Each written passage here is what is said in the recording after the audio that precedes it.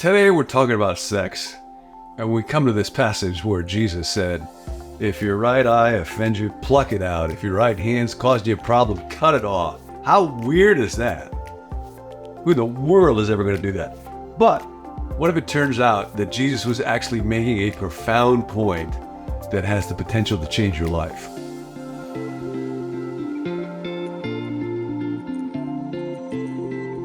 The greatest teacher that ever taught said that what's insurmountable in this world is not your problems, your flaws, your habits, your guilt. It's actually God and God's kingdom, and that He's present with us right now so we can make this a day when we live out the golden rule. In the most complicated parts of our lives, including our sexuality, such a mysterious, wonderful, amazing, deep, confusing, perplexing, troubling aspect of humanity. So, Jesus now is teaching about surpassing goodness. Unless your goodness surpasses that of the scribes, the Pharisees, you can't live in the kingdom. And He's already talked about that in terms of anger. We'll come back to anger. So if you haven't mastered anger yet, it's okay. It returns in the Sermon on the Mount.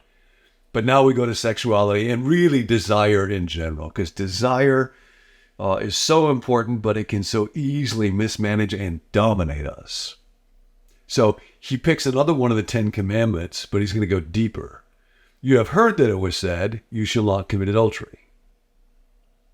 But I tell you, anyone who looks at a woman lustfully, I'll pause there for 1 second. One of the things that Jesus is doing here is being protective of women. You've probably heard of the phrase, having a double standard. In the ancient world, for example, amongst the Romans, it just generally was a patriarchal world. Double standard was something that people were extremely aware of, and they weren't even embarrassed about. Cato wrote this,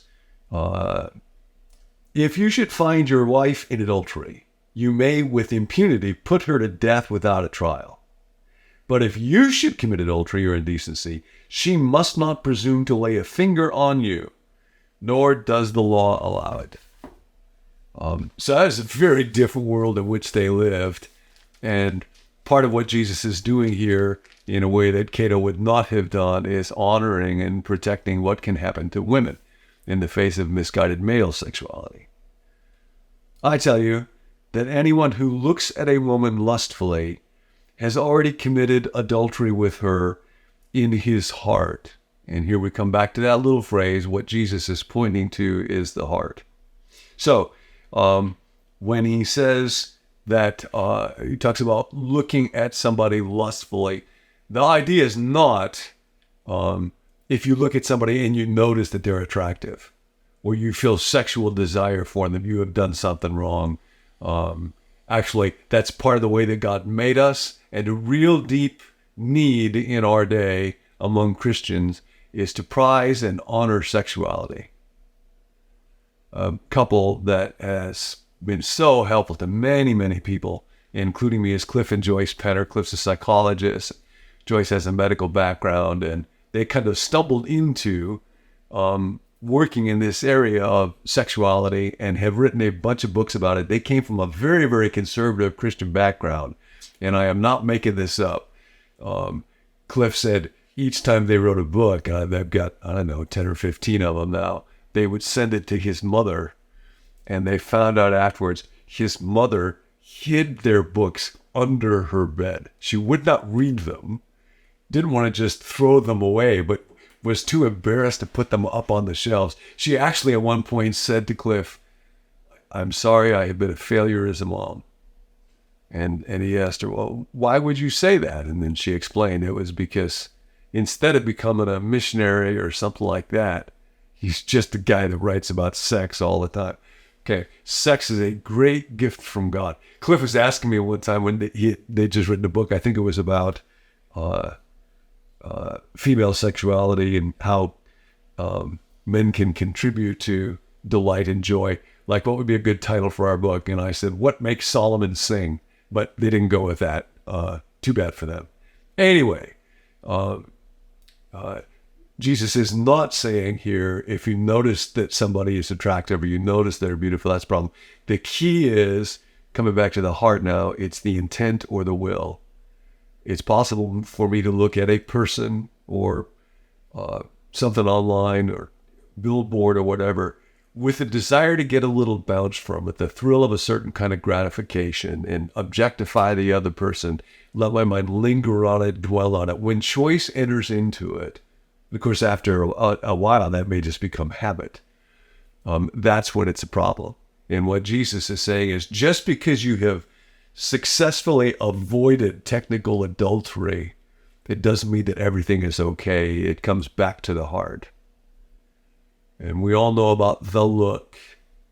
A couple is at a restaurant and the server comes and she's very attractive. And the husband just gives a lingering look where he is imagining, and the server is aware of it and is embarrassed, and the spouse is aware of it and is embarrassed. To free the world of that, and also for people whose body or face is such that they don't attract the look, and so then they're thought to be less than in our world. They're thought to be not blessed. There have been public figures accused of sexual misconduct whose response is, oh, well, take a look at her. In other words, I'll just shame her by saying she's not attractive enough to be worthy of my lust. Jesus' approach to the issue of sexuality is so different. So, he says, anybody who is intending to do this, looks at a woman lustfully, has already committed adultery with her in his heart. And then he goes on, if your right eye causes you to stumble, gouge it out and throw it away. It's better for you to lose one part of your body than for your whole body to be thrown into hell. And if your right hand causes you to stumble, cut it off and throw it away. It is better for you to lose one part of your body than for your whole body to go to hell. Now, people have been very confused by these sentences over the years. Sometimes they've taken them very literally, and quite famously in the early centuries of the church, there was a follower of Jesus named Origen who literally castrated himself so that he would not commit any sexual sin. In fact, the Council of Nicaea, 325, actually had to pass a law forbidding self-castration as a method of managing your sexuality. Some people say, well, he's talking in hyperbole here, trying to get our attention. Actually, and again, Dallas Willard's quite amazing on this and the divine conspiracy, and I think is exactly right. He's pointing out that what Jesus is doing here is he is showing the absurdity of that lesser kind of righteousness of religious leaders' legalism that defines goodness as just avoiding sin, rather than having a heart that is filled with love and care, so that I'm able to love women as well as men the way that God would if my life was fully under his control.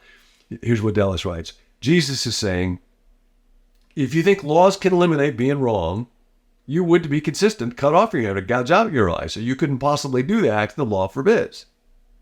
Now, if you blind yourself, you can't look at a woman to lust after her because you can't look on her at all. If you sufficiently dismember yourself, you will not be able to do any wrong action. And is that what God wants? Just to dismember yourself so you can't do something wrong. This is the absurdity of their approach to goodness. In their view, the law could be satisfied and goodness attained if you avoided sinning. You are right if you have done nothing wrong. You could avoid sinning if you just eliminated the bodily parts that make sinful actions possible. Then you would roll into heaven a mutilated stump.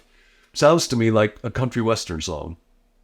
Roll into heaven, a mutilated stump. Your torso will be sanctified, so don't be such a grump. Anyway, you can finish that off. And there have been all kinds of similar approaches to this. In Jesus' day, there were certain rabbis who were literally called the blind, bruised and bleeding rabbis, because they would not look at a woman. If they saw a woman in the corner of their eyes, they would shut their eyes, and they were forever, running into trees and stuff because their eyes were closed. Will Durant writes about how there were monks who would actually keep score over time about how many years it had been since they looked at a woman. Because if I never look at a woman, then I'll never look lust. But of course, that doesn't change the heart. And what's more, Jesus said that we are to love our neighbor, and women, men, are our neighbors. So Actually, if you're keeping score of how many years it's been since you're also keeping score, how many years has it been since I've loved one of them? That's actually a record of enormous sin, to avoid looking, which means not seeing or helping or serving or understanding. So, this could be a golden rule day. I know. Sexuality is so complicated. I'm aware, even as I talk about this, it makes it sound like I've got all this stuff wired. And the fact is, this is an area where it's possible in one moment to talk and think about it a certain way. Of course, I'm with Jesus. And then in another moment of temptation to realize, man, there's so much other forces that work in my body. So a friend years ago, Neil Warren, said, it's real important to decide what are your values when it comes to sexuality, and what are the decisions that you want to make. Jesus' words here reflect somewhat Job's statement, which says, I've made a covenant with my eyes not to look lustfully upon a woman. So I can actually practice. I'm not going to look at that. And it's not because I'm going to be living with this sense of chronic deprivation, but it's because I want to be a person who is thinking about better, fuller, richer things. Craving, pursuing craving, trying to gratify cravings is a miserable way to live, because the more you scratch an itch, the more it just goes on itching. Another thing that is very helpful to me is to have a friend. For me, it's my friend Rick, where this is a part of my life that's just wide open to him. And I will talk with him about it, ask for accountability on it, and that's such a good thing. And then I do want to say this, whatever's happened in your life, maybe there has been adultery, maybe there's obsessive patterns of behavior or sexual addictions or deep wounds, or you've been the victim of abuse, there is healing with Jesus. Sometimes Christians get so weird about sexuality. Don't let this be an area of life that can keep you from God and his kingdom. He loves you. He will walk with you. He knows that you are not perfect.